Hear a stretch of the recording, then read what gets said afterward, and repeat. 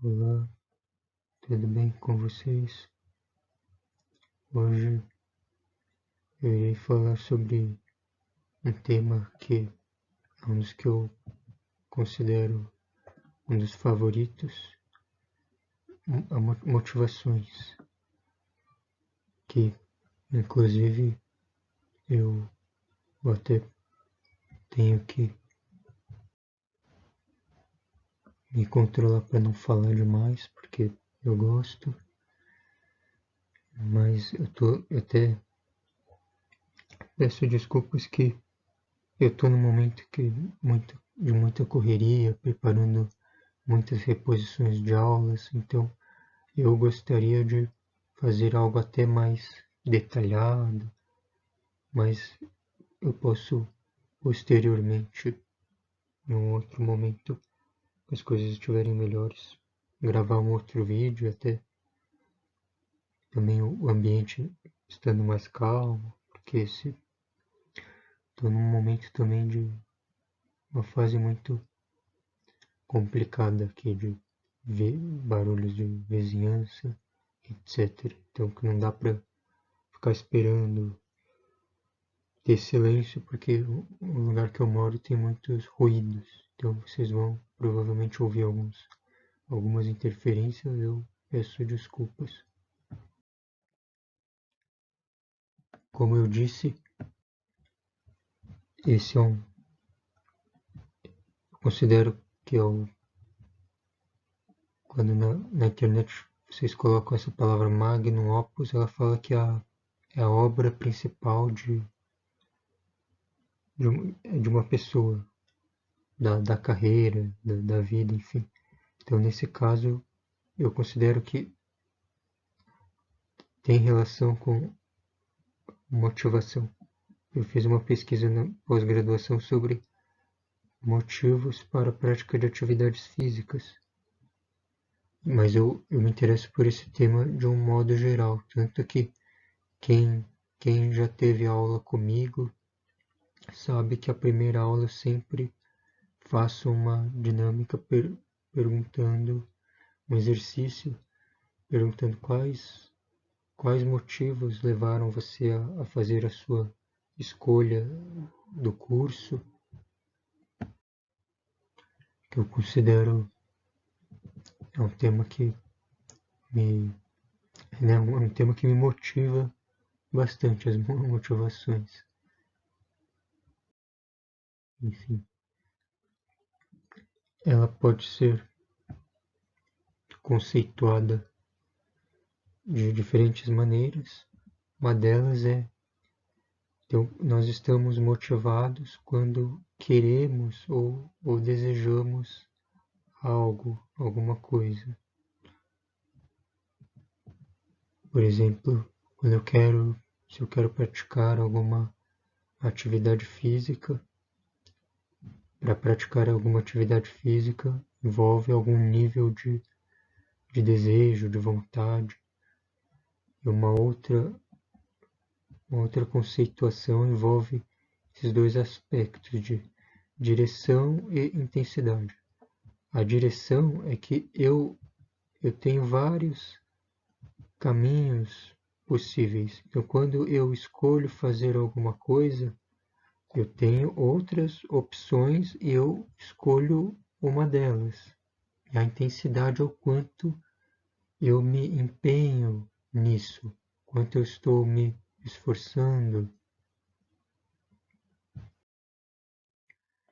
Qual que é a importância de se estudar as motivações, principalmente para quem dessa área de psicologia, por exemplo, que estuda o comportamento, boa parte desses comportamentos eles ocorrem porque tem motivações por trás disso. Um outro tema também relevante é essa mudança de comportamentos, que ela pode se dar de uma forma melhor quando nós temos conhecimento sobre as motivações, que um indivíduo possui. Fica muito mais fácil intervir nesse sentido.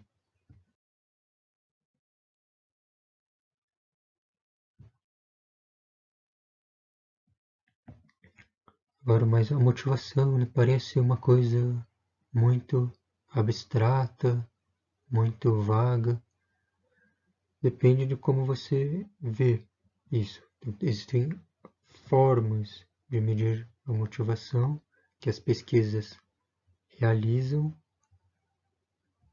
Talvez a mais familiar que a gente possa pensar é o autorrelato, ou seja, que as pessoas, com base no que elas dizem, nós tiramos inferências. Então, tem vários questionários que fazem essa função. Você também pode fazer por meio de entrevistas, que podem ser mais abertas ou fechadas.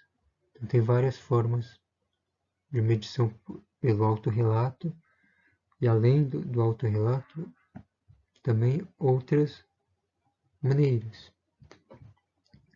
Por exemplo, quando a gente pensa em uma abordagem, como eu já abordei em outros momentos, uma abordagem comparativa que envolve um estudo levando em consideração diferentes espécies, temos a observação de comportamentos. Por que isso? Porque outros animais não falam. Ou às vezes a gente usa também observação de comportamentos com seres humanos, porque muitas pessoas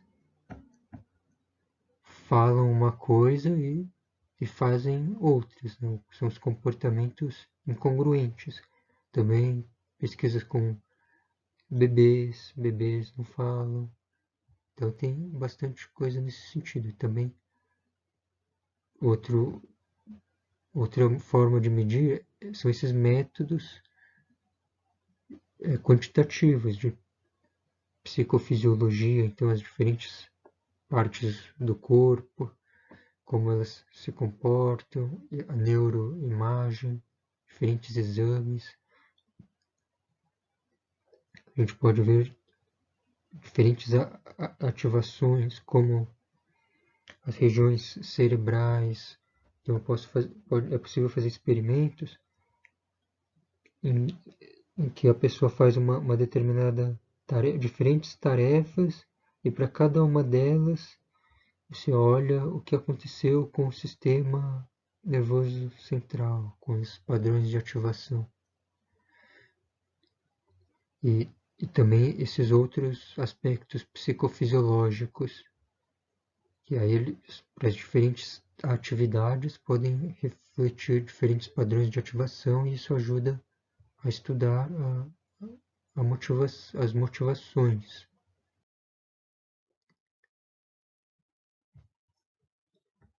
Nesse nosso contexto de bases biológicas do comportamento, estamos explorando as 4 questões de Timberman. Quem ainda não lembra ou não viu, tem um vídeo lá, um outro vídeo, que eu explico detalhadamente sobre essas 4 questões que ajudam a gente a ter um olhar mais completo dos diferentes comportamentos e outros aspectos também de relevância para o entendimento de por que as coisas acontecem.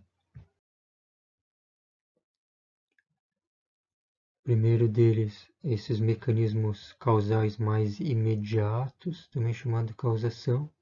Aqui as próprias motivações podem ser consideradas. O que o indivíduo está pensando no exato momento. Isso impacta nos comportamentos que esse indivíduo ou essa pessoa pode ter. Também podemos analisar os diferentes mecanismos psicofisiológicos, neurais, também medidas hormonais, mas isso fica para um outro momento. Aqui é só mencionando.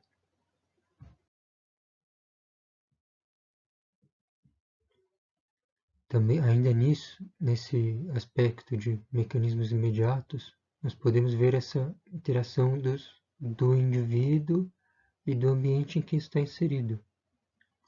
Por exemplo, a pessoa ela pode ter uma curiosidade de fazer alguma coisa, só que o ambiente não está favorável a isso. Ele pode dificultar a pessoa em suas intenções. Aqui um cenário de pesquisa que existe, por exemplo, na minha área que eu vi de motivações para a prática de atividades físicas, tem muitas barreiras. Então, as pessoas sabem que é importante fazer atividade física, porém, elas frequentemente se deparam com muitos obstáculos que impedem ou tornam muito difícil a sua participação. Por exemplo, o excesso de trabalho. Como que eu vou, meu tempo livre, trabalho 40, 50 horas por semana. Como que eu vou achar tempo para fazer atividade física? Quando eu estou de folga, eu estou super cansado. Vou deitar, vou fazer outra coisa. Então, esse é um exemplo de barreiras, tá? Que dificultam as motivações de ocorrerem. Uma teoria muito conhecida sobre a motivação é essa da autodeterminação desses autores Ryan e Deci. Ela envolve essa divisão entre motivações extrínsecas e intrínsecas. As extrínsecas, elas têm uma finalidade externa, como o próprio nome diz, externa ao indivíduo. Por exemplo, então, nesse caso a pessoa pensa em realizar uma coisa buscando, por exemplo, recompensas, ou porque tem uma pressão de colegas para que ela faça isso. Já as motivações intrínsecas, elas não, elas têm é algo que vem mais da própria pessoa, que ela não está buscando algo externo, alguma consequência tão objetiva. Ela faz porque que ela gosta, porque acha interessante. Mas é importante destacar que essa é uma divisão didática, porque se a gente pensa em qualquer exemplo de comportamento, vamos ver vários exemplos que ocorrem simultaneamente, que influenciam, às vezes de forma concorrente. Por exemplo, de novo, praticar atividades físicas. Eu posso ter motivações extrínsecas de querer mudar a aparência, ou essa social de meus amigos me mandam fazer, o médico falou que eu vou morrer se eu não fizer atividade física, busca de saúde, tal, ou motivações mais intrínsecas. No caso, eu faço porque eu sinto que é algo prazeroso, porque eu me sinto competente quando eu faço isso, porque é divertido.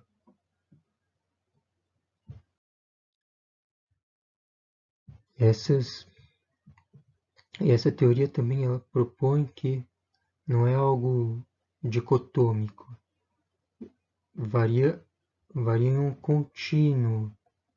Então, desde um estado em que, aqui está em inglês, mas a tradução seria desmotivação ou amotivação, que é quando não existe, quando a pessoa está praticamente sem motivação.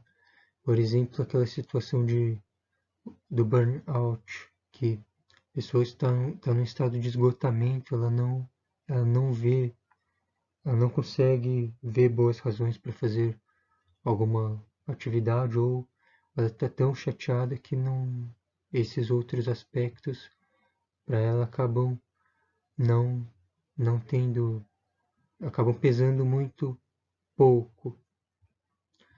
E isso, mas aí as diferentes motivações para a pessoa realizar comportamento, essa teoria vai propor que, então, quando não há um predomínio desse estado de desmotivação, ela vai ter uma variação em níveis de autonomia. Então, desde um caso de algo que ela está completamente obrigada a fazer aquilo, ela não tem nenhuma autonomia, até isso vai caminhando em diferentes etapas, que não vou detalhar nesse momento, até que ela chega na motivação intrínseca, que é totalmente por vontade própria. A segunda questão lá do Tinbergen fala da ontogênese, o desenvolvimento. Então, comparando, um exemplo é a comparação entre diferentes etapas da vida. Então, nesse nosso caso das motivações, o que foi acontecendo ao longo da vida da pessoa que influenciou ela a ter determinadas motivações.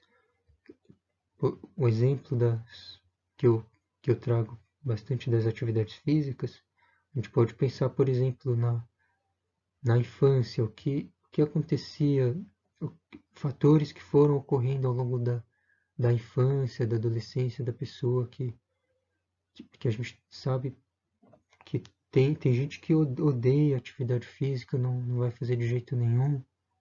Às vezes, ela, durante diferentes momentos, teve experiências ruins.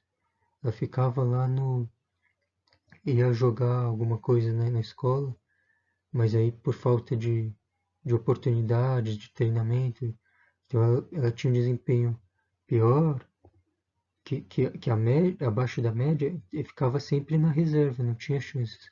Então ficava na reserva, nunca jogava.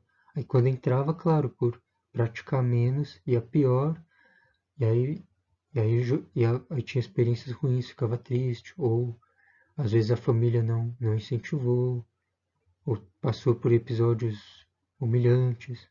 E do mesmo jeito a gente pode pensar no contrário, pessoas que tiveram experiências positivas, a tendência é chegar na idade adulta mantendo esse comportamento.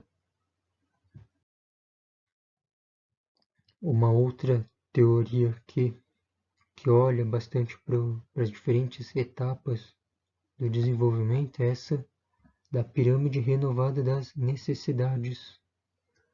Então eles pegam esse autor Maslow, há muitas décadas ele propôs uma pirâmide das motivações. E aí o que eles fizeram, esse autor Kenrick e colaboradores, eles pegaram essa pirâmide esse modelo teórico que o Maslow fez e atualizaram com o raciocínio da psicologia evolucionista. Esse artigo aqui eles apresentam essa proposta de uma forma bem detalhada. Aqui eu vou falar de uma forma bem resumida. Então se inicia, então eles pensam nas etapas do desenvolvimento de uma pessoa, que uma pessoa geralmente passa. Então inicialmente as preocupações elas giram em torno mais de uma sobrevivência. No primeiro momento todo mundo precisa se alimentar e aqui também sobreviver, buscar proteção de situações perigosas, mas ao longo do desenvolvimento a esses fatores vão se somando outros aspectos. Por exemplo, a necessidade de você pertencer a um grupo, de ter. Aqui está em inglês, eu vou falando, né? Nem todo mundo entende. Então, aqui, a primeira, necessidades fisiológicas imediatas. Aqui a segunda é autoproteção. A terceira, afiliação. aqui subindo status e estima, depois aquisição de parceiros, retenção de parceiros e cuidado parental, ou seja, pensando no caminho típico, tradicional, as pessoas vão passar por, não só pessoas, outros animais também vão passar por essas etapas. Então, só que elas não surgem de uma vez. Por exemplo, esse cuidado parental demora muitos, no caso de pessoas, vai levar alguns anos para acontecer. Agora, esse de necessidades fisiológicas básicas, proteção de perigos, isso aqui é desde bebê, desde criancinha. Então, outros vão aparecendo ou se intensificando à medida que o desenvolvimento vai acontecendo. A ideia é basicamente essa. Agora, a terceira questão da filogênese. Aqui eu estou destacando a comparação com as outras espécies. Como eu disse, outros animais não vão falar, a grande maioria não vai falar. Como que a gente vai estudar motivações nessas outras espécies? Através principalmente da observação dos comportamentos. A gente pode considerar que o corpo fala, o corpo dos diferentes animais apresenta informações. Então tem vários experimentos que colocam os animais numa situação em que tem a opção de fazer escolhas por diferentes opções, o tempo que demoram para fazer essa escolha, o quanto tempo que fica fazendo essa atividade, o esforço que foi dispendido para determinada atividade, tudo isso, todos esses fatores, os estudos em seres humanos também mostram que tem relação com a motivação, ou seja, quando a gente observa isso em outros animais, são indicadores indiretos de estados motivacionais. Um exemplo aqui é um experimento uma série de experimentos que ficou bem conhecida na psicologia evolucionista. O nome desse pesquisador é Harry Harlow. Ele fez uma pesquisa aqui eram macacos, só que ele deixava eles numa situação de isolamento social, ou seja, eles assim que nasciam eram separados pouco tempo após nascer, eram separados das mães e aí ficavam sozinhos esses macacos. Então esse é um desses experimentos que ele fez, que ele queria ver sobre o apego, então sobre a motivação também, as motivações ligadas a esse contexto de alimentação, de busca de proteção. Então, o experimento que ele fazia, ele deixava duas mães artificiais. Então, aqui dá para ver que isso aqui é como se fosse uma mãe de arame e aqui a mãe de pano. E aí ele podia interagir com as duas. E aí, só que aqui, no caso, esse experimento ele colocava a mamadeira, o alimento na mãe de arame. E aqui é um exemplo de motivação intrínseca. Ele fazia um experimento que aí é um pouco cruel, ele dava um choque no macaco. Só que aí quando ele levava esse choque, ele corria para mãe de pano. Corria mais vezes para mãe de pano. E por que isso? Porque ela oferecia mais conforto, mesmo então um aspecto afetivo, que lembra o afetivo. Agora essa do alimento a gente pode considerar uma coisa mais extrínseca. Então mesmo o alimento ficando nessa mãe de arame, ele preferia, ele se sentia mais protegido nessa mãe que ele se sentia mais confortável. Então isso mostra também uma situação de conflitos motivacionais. A gente, mesmo pessoas, frequentemente a gente fica, a gente se divide entre diferentes cenários. Às vezes a gente se envolve em coisas por exemplo, alguns comportamentos dependentes, uns vícios, porque justamente eles proporcionam motivações intrínsecas. Então, por exemplo, tem muita gente que fica lá no jogo, fica viciado em videogame, ou drogas, né? Várias coisas possíveis. E que recompensas, que isso faz que isso traz de benefícios? Não tem muitas coisas externas, né? Não vai, pouca gente ganha dinheiro fazendo essas coisas, mas muita gente se envolve nisso porque mexe nos mecanismos de prazer. Então, aí tem várias explicações que a gente não vai entrar em detalhes neste momento. Agora, a função adaptativa, basicamente, tratamos de aspectos ligados à sobrevivência e à reprodução.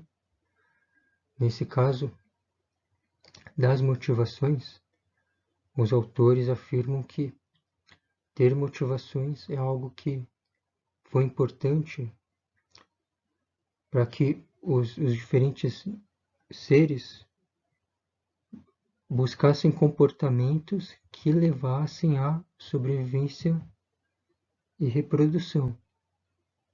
Então, esse seria o valor adaptativo de possuir motivações, porque leva a comportamentos que,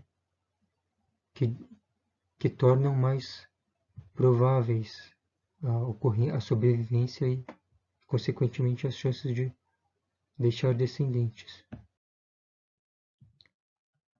Aqui eu só, como é o meu tema que eu mais pesquisei, queria só mostrar um pouco das minhas pesquisas bem rápido.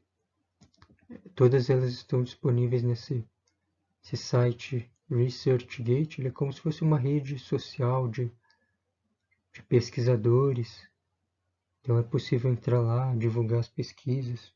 Eu sempre fiz isso, apesar de não ter sido bem sucedido na carreira acadêmica, eu até coloco isso faço questão de compartilhar por um dever que eu considero ter de divulgar a ciência, até porque minha formação foi em universidades, estudei, tive bolsas, enfim, com custeio da sociedade, os impostos, né, que pagavam essas bolsas. Então, eu considero que eu tenho esse dever de divulgar as pesquisas que eu realizei e continuar na medida do possível, independentemente de ter ou não conseguido os meus objetivos de carreira acadêmica, de passar em concursos, etc. Aqui é um mapa conceitual que, em um momento futuro, eu vou gravar um vídeo explicando detalhadamente. Aqui vai ficar muito longo se eu fosse falar, mas quem quiser pode dar uma olhada, não é difícil de entender. Tem até esses números para uma sequência. Você pode ir lendo nessa sequência, 1, 2, 3, mostra um certo sentido. Ele tem uma sequência que isso faz uma ordem de leitura que fica mais fácil de entender. Aqui essa é a pesquisa que eu considero a favorita. Foi meu primeiro artigo, que foi bem difícil, deu bastante trabalho de publicar, porque às vezes a gente tem uma ideia diferente e existe uma resistência. Eles, em geral, quando a gente pensa em algo inovador, ocorre muitas negativas, enfim, esse aqui eu sofri bastante para publicar, mas então é o que eu mais gosto dos meus artigos. Tem esse outro aqui, que ele até foi na minha banca da defesa da pós-graduação. Os professores lá falaram que esse aqui foi o que ficou, é o mais robusto, foi melhor do que o primeiro em termos de, lá dos critérios que eles avaliaram, de poder metodológico, enfim, mas o primeiro eu gosto mais da proposta. Aqui são algumas apresentações que eu fiz em congressos científicos, conferências. Aqui são pôsteres que estão disponíveis naquele site lá que eu coloquei, o ResearchGate. E aqui é uma pesquisa que eu orientei já de estudantes do Instituto de Psicologia lá da Universidade de São Paulo. O trabalho foi bem legal. Então, nessa linha das motivações para a prática de atividades físicas. Eu não sei se vocês lembram, quer dizer, quem está vendo esse vídeo e não viu esse outro aqui, claro que não vai, óbvio que não vai lembrar, mas eu recomendo que assistam esse aqui primeiro. Quer dizer, você já chegou até aqui, mas agora, antes de seguir adiante neste vídeo que você está assistindo agora, recomendo que veja, pause, assista este daqui, aí depois você continua para entender a minha proposta agora. Porque nele eu fiz um convite a um exercício, a uma reflexão, e aqui eu gostaria de fazer uma continuidade. Aqui é uma atividade, então, para você relembrar o que você respondeu naquela proposta inicial, essa de motivação e evocação, e com base no que eu apresentei nos slides anteriores, da teoria da autodeterminação, da pirâmide das necessidades renovadas, você pense nas diferentes motivações que você apontou nessa sua atividade e classifique tanto nas motivações, se elas são mais intrínsecas ou extrínsecas, o predomínio delas, e também nessa pirâmide, eu vou mostrar um exemplo que eu acho que fica mais fácil de entender. Então, naquele vídeo lá, eu comentei que agora eu iria fazer, que hoje, no momento que eu estou gravando este vídeo também, aquele anterior, eu estava querendo fazer um mestrado, apesar de já ter doutorado. Quem conhece sabe que o caminho normal é primeiro você faz o mestrado e depois o doutorado. Eu aqui no caso eu estaria fazendo o contrário. E eu tenho um outro vídeo que eu explico detalhadamente por que isso está, enfim, essa aparentemente maluquice que eu estou fazendo. Mas quem assistir vai entender que não é loucura, porque infelizmente no momento atual está acaba tem muitas contradições e essa é uma delas, né? Quem escolheu o meu caminho do doutorado direto tem muitas dificuldades. É por isso que eu vou fazer esse mestrado e provavelmente será na área de neurociências. Aqui, dentre as diversas motivações que eu colocaria, uma que eu destacaria como intrínseca seria a minha. Ao longo da minha vida, eu sempre tive um interesse pelos estudos, sempre gostei. Então, muitas vezes não por recompensas, até porque a maioria das pessoas que seguem essa carreira acadêmica, faz pós-graduação, sabe que é muito difícil obter, ficar bem sucedido financeiramente, enfim. Então você tem que ter tem que ter muito, falam amor pelo gostar. Então essa seria intrínseco nesse sentido. Agora, motivações extrínsecas envolve ter mais chances nos processos seletivos que pontuam diferentes titulações. Então, mestrado é um diploma, doutorado é outro diploma, especialização é outro diploma. Então, os processos seletivos eles fazem pontuações para cada um deles. Então, quanto mais títulos você tem, mais chances você tem de nos desempates e tal. Mas isso é um outro vídeo, não vou entrar em detalhes. E outro exemplo de motivação extrínseca para fazer essa outra pós-graduação é ter mais chances de dar um retorno à sociedade. Porque através da pesquisa, não sei se vocês sabem, mas a pesquisa em pós-graduação é uma das principais formas de desenvolvimento de pesquisas no Brasil, através dos alunos e alunos de pós-graduação, que praticamente é uma das principais formas que movimentam os avanços científicos que ocorrem no nosso país. Agora, nessa pirâmide das necessidades renovadas, claro, a gente pode pensar que isso pode refletir em todas elas, mas eu acredito que, por exemplo,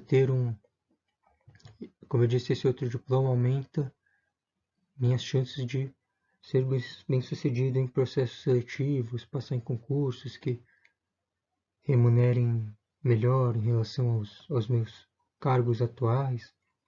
Então isso é óbvio que refletiria, eu teria mais condições de me alimentar melhor, minha segurança poderia ser, meu deslocamento, tudo poderia ser mais satisfatório. Mas aqui eu acredito que principalmente isso refletiria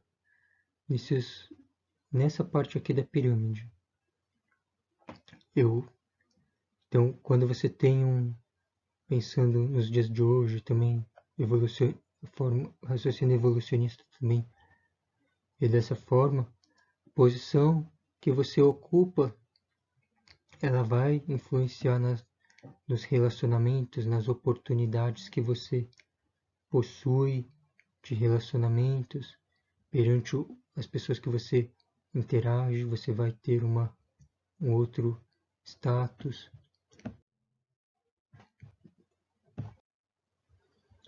Minha opinião particular é que isso não deveria acontecer. As pessoas deveriam se respeitar, se tratar de modo igual, independentemente se um ganha. Começar por isso. Eu acho que isso é uma das grandes contradições, mas não é o objetivo de hoje, né? Falar das desigualdades sociais. Então tem uma profissão que paga. Então tem gente que ganha, sei lá, 30 mil, que hoje é o quê? Mais de 20 salários mínimos. Tem gente lá com um salário mínimo. Então por que tanta desigualdade? Isso pensando no setor público. Quer dizer, o setor público tem os cargos que ganham 40, 50 mil já. Se for no privado, então tem, né, não precisa nem falar, né, os milionários, bilionários, etc. Então, tanta desigualdade, mas eu estou fugindo do tema. Então, ou seja, a ideia é que ter uma ocupação melhor vai refletir nessa parte dos relacionamentos, tal, né? Pelo modo como a sociedade está estruturada hoje e esteve estruturada ao longo das gerações, das épocas passadas. Foi sempre assim que aconteceu e dificilmente vamos conseguir mudar. E isso também, obviamente, pode ter reflexo na possibilidade de conhecer outras pessoas, de você passa a ser mais interessante para outras pessoas, possuindo mais recursos.